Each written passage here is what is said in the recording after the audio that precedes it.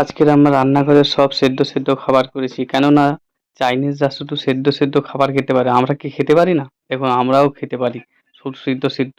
জানি না কেমন লাগবে, ডাল করেছি তার জন্য, তার সাথে এই বর্ষাতে তো খেতে অনেক কিছু ইচ্ছে করে কিন্তু কিছুই তো আনা হয়নি। অ্যাকচুয়ালি সেদ্ধ সেদ্ধ খেলে কিন্তু শরীর অ্যাকচুয়ালি ভালো থাকে, সব কিছু স্বাস্থ্যের পক্ষে বা খুব সুন্দর। এই দেখুন গায়ে মোটামুটি সেরে দিয়েছি, এবারে সব কিছু মাখা করে একদম চাইনিজের মতন বার করেছি সব। দেখুন একবার সুন্দরভাবে খেতে হবে।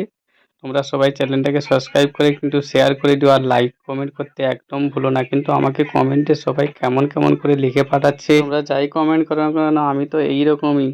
আর মনে হচ্ছে খাবারটা জমে যাবে, সব কিছু একদম মাখা করে নিয়েছি। এবার ডিমটা কেটে একদম পুরো ফিস্টি করে নেবো, একদম সুন্দরভাবে সাজিয়ে নিয়েছি গাইস। এবারে আচারটা দেবো, ভাতটা দিলাম, এবার আচারটা দেবো, লঙ্কা দেবো, লেবু দেবো, একদম স্যাটার স্যাট করে খেয়ে। আর এই ভিডিওটা কেমন লাগছে সবাই কমেন্ট করে বলবেন কিন্তু গাইস, আমার পাশে থাকবেন আর চ্যানেলটাকে সাবস্ক্রাইব করে দেবেন।